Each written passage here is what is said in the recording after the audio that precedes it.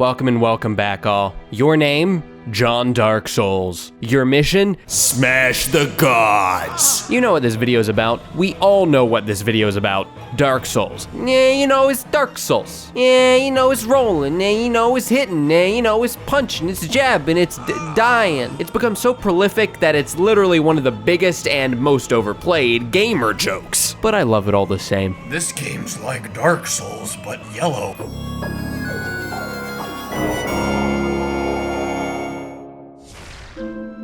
Dark Souls is weird because even now that it's a very mainstream series, I still feel like no one plays it. You know what I mean? Maybe you don't. I don't know, I'm just talking here. I think that kinda has something to do with how intimate this game is. Its loneliness caresses you, straddles you, spoons you, all the while you constantly are handed your own ass on a gorgeous silver platter. It's all elegant, even while being an extremely hostile and challenging environment. Something about it all is very personal, and I think that has to do with how seemingly devoid of all meaning your actions upon the world are. This game don't give a shit. I mean, sure, you're killing godlike beings, but after the deed is done, you just kind of stand there and you just go, what's the point of it all? And if all this sounds familiar, I guess just bear with me because I've only just started going through the Souls games. I mean, hell, I haven't even done Demon Souls yet, so I'm sure I'm gonna be treading over some territory that's kind of already been talked about, so y'all are gonna have to just please understand.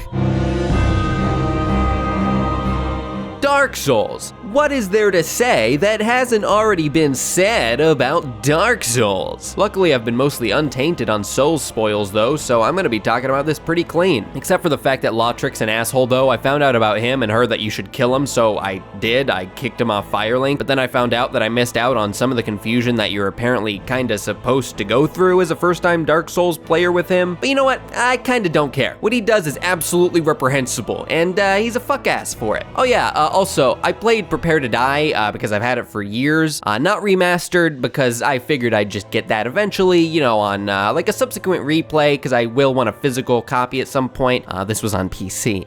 But I played it with a graphics overhaul pack, which I now kind of think was a mistake because it changed the UI like a lot. So some of this footage is gonna look probably fucking weird to some of you veteran Souls players, and I actually genuinely apologize for that. But I did go back and change that back to the default because I think I like it more now, especially because I want to get used to that general look for, you know, the later games in the franchise and that kind of thing. And I'm just gonna get rid of most everything there for my second playthrough because, like, I really don't care that much about graphics overhaul. I just figured it'd be cool, but apparently it changed way too many things, and I'm not a big fan of that. I kind of wish I had gone through with like the normal textures, you know, for historical purposes, because I'm a weirdo like that. And this game is technically art, and technically I altered this art, and technically just chain me up, daddy, I've been bad. Oh Christ, there's a soundbite for you, huh? And it's crazy too, the mod pack included one that changed area names to include these little subtitles here, which I thought was cool at first, until I took a closer look at a few of them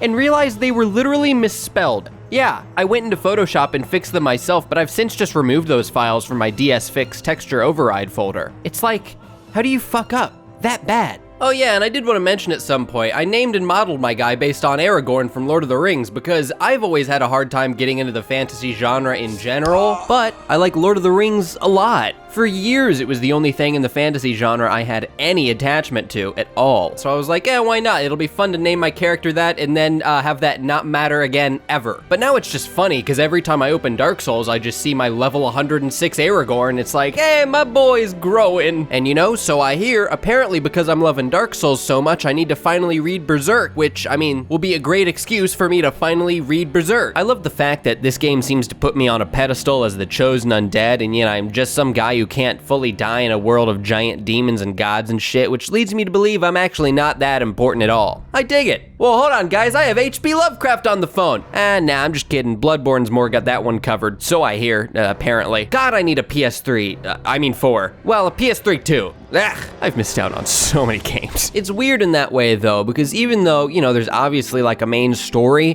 you can totally ignore it, you know? You can totally not, just kind of fuck off and do your own thing until you're kind of guided guided back to the path. In a sense, you kind of are free to just make your own meaning. Me, I love dressing up and pretending to look like some dope-ass knight guy, and I reveled in upgrading my god-tier meme sword. Yeah, I basically used the Zweihander most of the game. I found it and just grew fond of it. That said, the Claymore's hype as hell too, but I eventually just made that my go-to divine weapon for dealing with skellies and the like. Skeletons, please stop fighting. Also, I super dig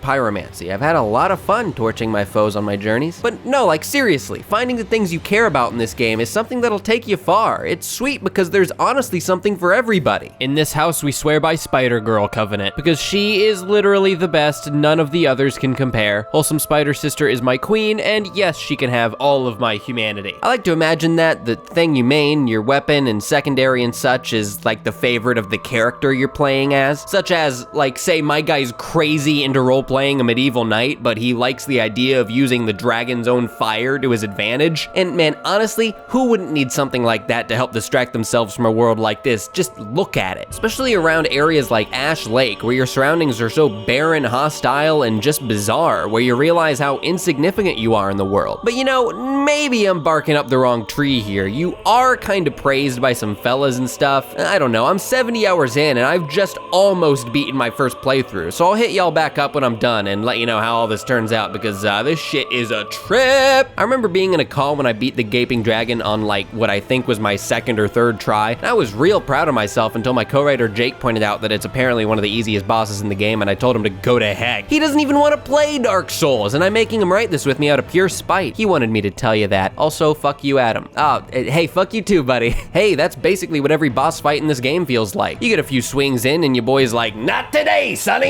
And then you lie down, try not to cry a lot, and then try again while crying until, you beat him. Good job, champ. Now on to the next one. Only 30 more to go. This game loves to just kind of break down your humanity, which incidentally is a good thing, because with humanity being a consumable item, you can just gobble that shit right back up, baby. What the hell does it taste like? I just gotta know. Man, that joke would work a lot better if you like actually ate it. Fuck, I forgot. You just kind of crushed it in your hand. Well, the bosses are sweet though. I've really enjoyed Ornstein and Smo, because of course I did. The Gaping Dragon, Artorias, the Four Kings, Manus, and the Stray Demon. The bosses are a swell time. I just love a good challenge, and finally figuring out a pattern and when to attack is, it's so cool to me. Except for this butterfly if you're mainly a melee character. He's a bit of a bastard, and I think I heard him say the N-word once. How would he even, know it? I didn't really summon people often for bosses because I didn't go human enough to remember, except for Tarkus! Tarkus! Tarkus! No! Tarkus! Tarkus! Oh, fuck! Whoa! What a fucking badass!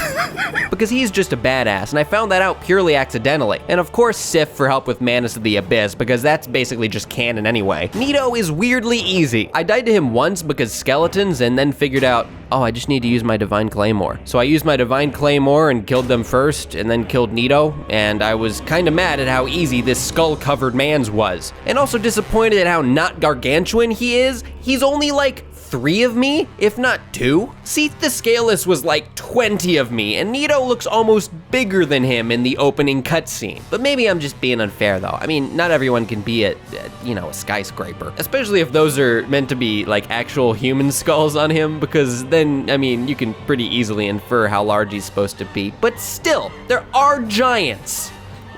Giants do exist. He's like a non-corporeal being. I don't know, man. Okay, but can we talk about how sick of an area name Valley of Drakes is for a second?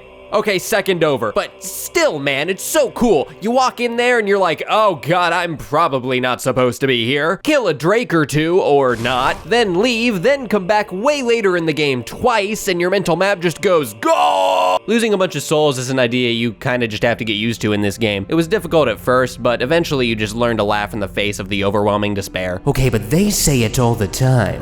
But you know, it's neat. One could almost say neato.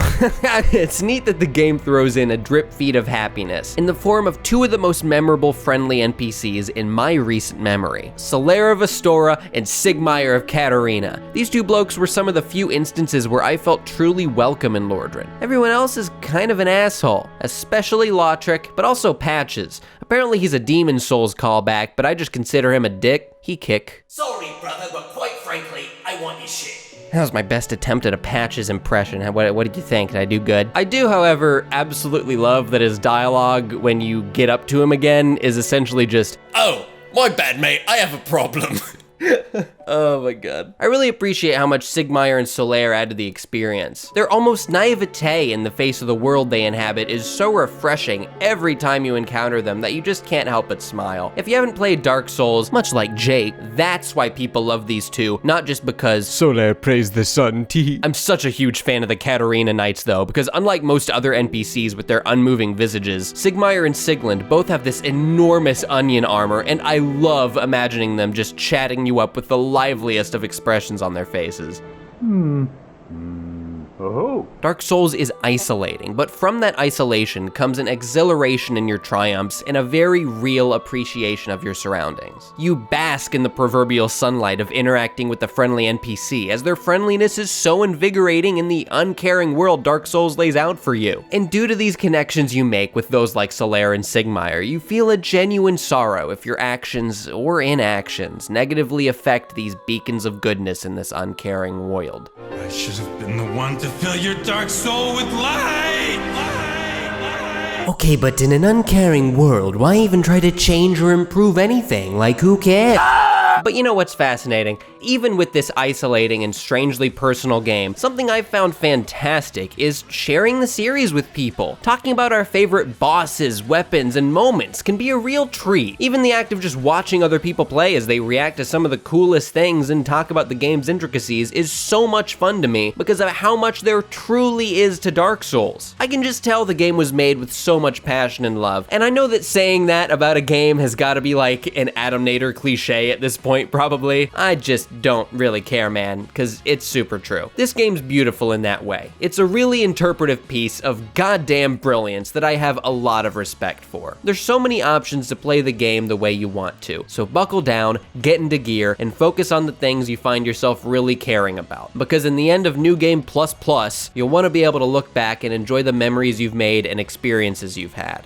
Let the force of love take you higher. And then maybe finally move on to Dark Souls 2. I don't know. But that's just been my experience with Dark Souls so far. And you know what? From Software's definitely got me. I'm gonna be playing the later games in their, is discography the right word? I don't even, I'm gonna be playing their later games for sure. I am loving my time with Dark Souls. And if I find I have things to say about them, I'll cover them too. I initially got into this because of all the Sekiro hype, but you know me, I get distracted, and of course this came out late. You know, of course it did. I just gotta get used to that by this point. But thanks for checking it out. I know this probably wasn't the most interesting Dark Souls video out there, but you know, I hope it was fun at the very least. And though I've told you what I love about Dark Souls, why don't you tell me what you like about it in those comments down below? Ah, Christ, I'm doing this shit now. Let me know what your favorite boss or area is. I'm genuinely super curious. Or even just which Souls game is your favorite. And yes, it can be Bloodborne. So with all this praise I've been heaping on it, how would I rate Dark Souls? 7.8 out of 10, there's no mug, man.